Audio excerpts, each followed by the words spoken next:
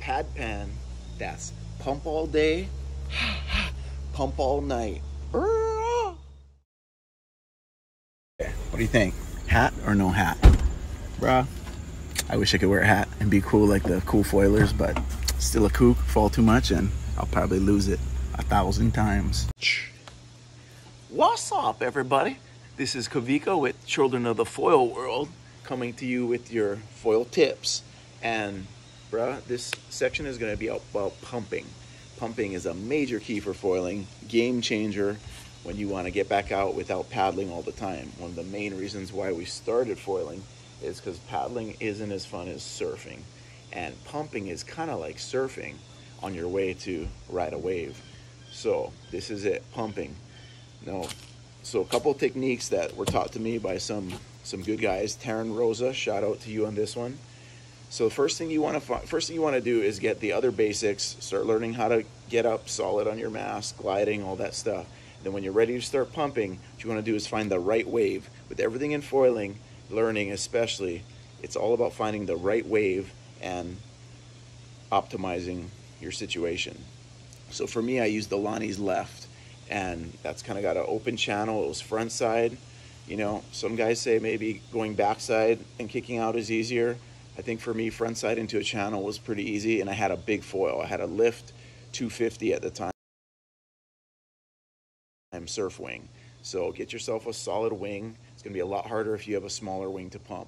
Like this Takuma right here, highly recommend Takuma LOL. This thing is a pump machine. And not just a pump machine, but it's a very easy to figure out pump machine. Yeah, really good foil for that. So when you find your right wave, again, same thing like I was telling you in the other videos. If you want to stay up, look up. Look up, stay up, look down, fall down. Look up, stay up, look down, fall down. Major key in most of foiling.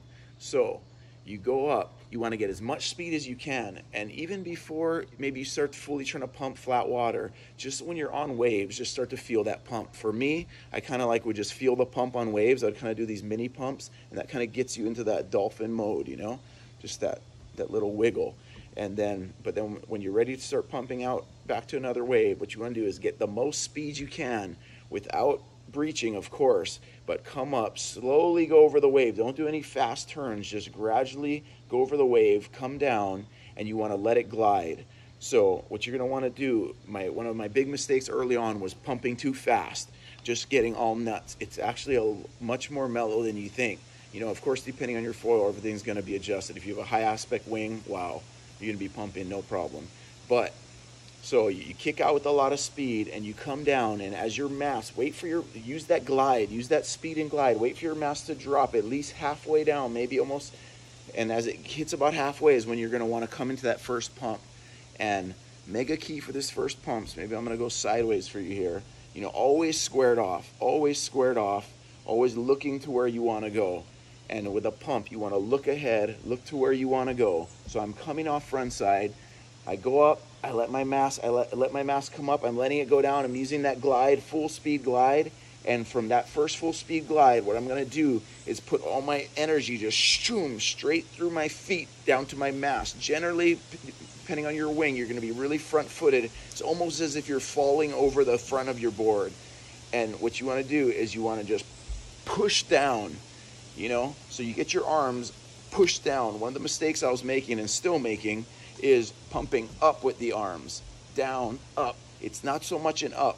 You know, Foil Wizard, he taught me on this. The pump is always down, so it's arms down. So you come up, you glide, and as you're coming down, just boom, and then boom, you come up, you let it, you know, it's like boom, boom, boom, boom, boom, boom, boom. If I can do it slowly, it's like, you know, I'm not a master at this, but I can tell you what, there's some little keys here.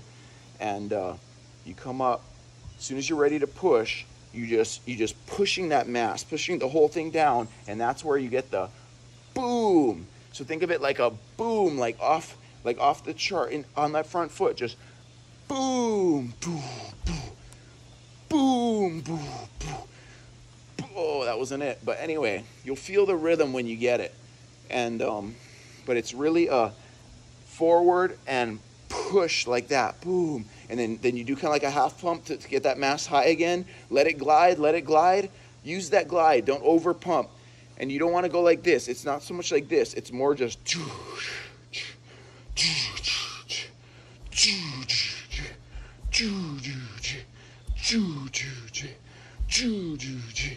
maybe like that.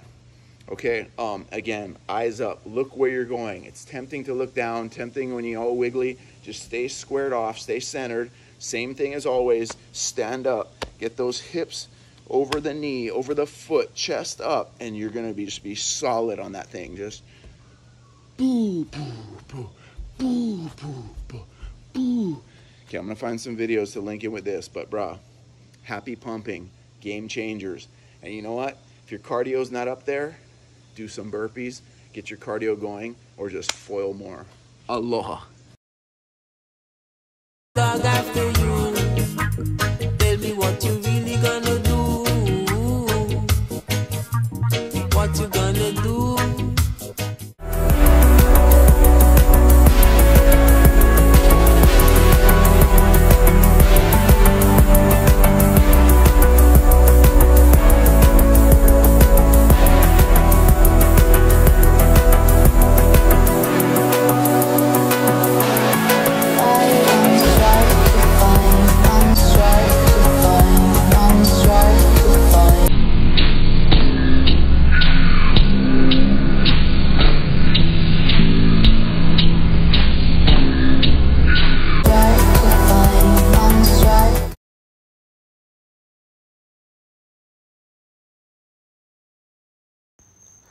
Bonus section with the hydrodynamic guru, Cole.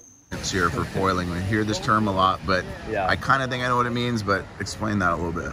Well, first, it depends on what type of wing you have. If you have a surf foil or a high aspect. Yeah. The surf foils, you're kind of always going to be limited to the more porpoisey pump, where you're switching 1-2, 1-2 with your different feet. Mm-hmm. The high aspects, you can kind of kick it into a higher gear where your legs are narrow and you're just pumping really lightly. So the cadence would be like the frequency with which you pump, and it depends. It's like a bunch of different things: your foot positioning, what muscles you're using, and what your goal is. So what I like to do when I kick out, I want like the most efficient pump, which would be like a medium to high speed, legs really close together, and you're just doing quick little taps. So you kick out with speed, legs close together, quick even-footed taps.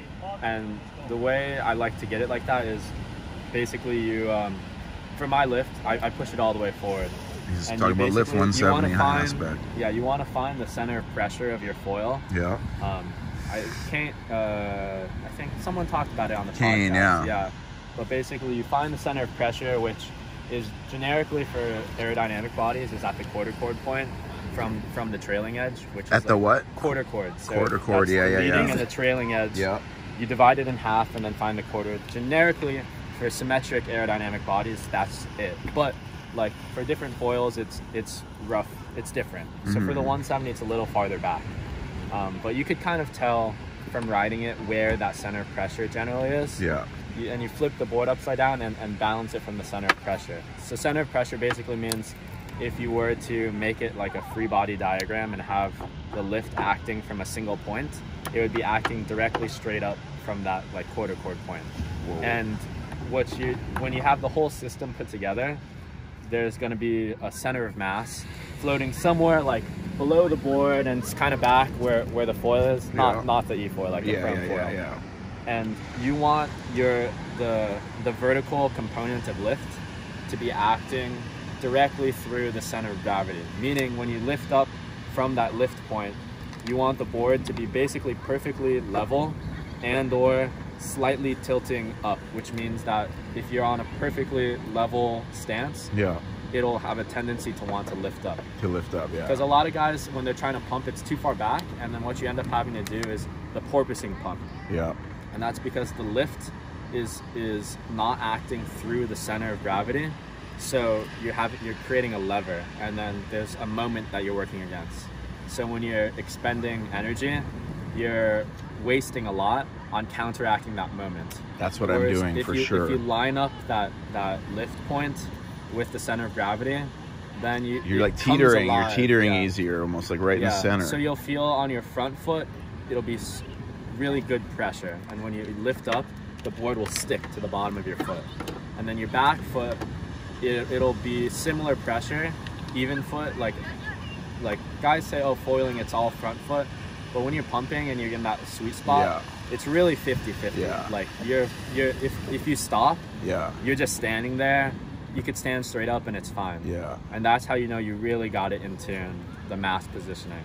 Yeah. And then, so, and you need a certain speed. Like if you go slower, then you're gonna need a different, more porpoisey cadence and higher frequency. And then if you're going higher speed, that's how you could do the real low effort little taps, lower frequency because you have higher top speed. So, and then you basically, you're watching the wave, and then what I like doing is there's like, you could use your quads more or your thighs, or like really swing your arms if you're like going for this is what you were telling me in the water. for There's big like link-ups. a few different types of pumping that you switch between to conserve energy. Each different type sort of has a different optimal frequency, which means a different speed. So if you're going really, really far, you kind of slowly shift between the different muscles until I see that wave, and then I'll want to go fast, and then I'll do the full body, like arms and everything, just to get up to speed so I can get a nice turn off the top. And then once I'm riding, I move my foot way behind the back foot way behind the mast, and for turns and stuff. And this is all strapless. If you're strapped, you have a lever, like you could pull up, and that's totally different. That's just so you can pump power. easier with straps, or more powerful. I'd say it's more calorically intensive, but more efficient. Meaning, like if it was just a straight line distance battle, or if I was doing downwind, obviously without straps is better, because you could get in that precise position and like really finesse it. But if you're just trying to go like top speed, or like if you hit the ground and you want to like bring it back alive, the straps is way easier for that low grunty one, because you could force it both ways. You're not trying to finesse. Wow. Whoa, some freaking nuggets right here. I'm gonna have to go back and listen to that a couple times to get it all. But in English now. He's the mechanical engineer. Man, that's what it is. This is powerful. We're gonna have to get you talking on some things. I could send you my term paper. Yeah. It's like 30 pages of just physics of foils. Oh my gosh, of foils. Wow. That and so with the, especially like the 170 high aspect, that's why they're pushing them so far forward, because they're trying to get that what do you call it again? The center point, like center pressure, which is not like entirely an accurate term, but it's just the closest thing to use. And basically, it's like in the perfect teeter-totter kind of like. Well, so it's also wings. Also, if they have the camber line is if you on the top and the bottom of the foil. If you were to draw a straight point between the leading and trailing edge, and then also draw a curved line that's the average between the top and bottom, the camber line describes that average line, that curve. So surf foils are generally more cambered, more cambered foils will have an associated moment to them.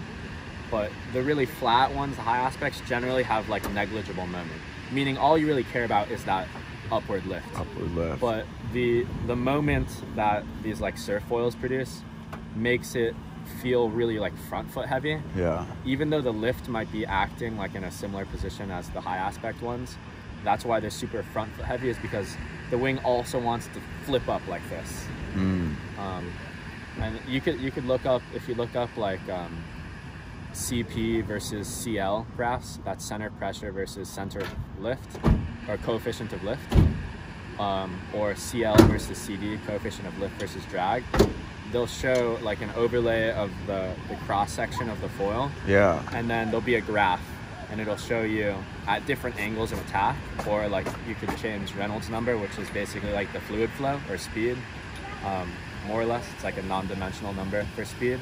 you could see how the foil behaves at different levels. And you'll see like as the speed changes, the moment and lift will change. Obviously lift, Yeah. but moment too, which is Wow. why like when guys are towing, sometimes they'll describe all of a sudden the moment switches and the board wants to suck down. Ooh. And you're like going super back foot heavy. Whoa, when That's it's real fast. yeah, that's because of the just how they designed the foil. It wasn't meant to go that fast, and Okay, so the that camber's creating like a opposite moment now, and it's overpowering the lift, yeah. and then all of a sudden you have to shift back. Wow, trippy. Yeah.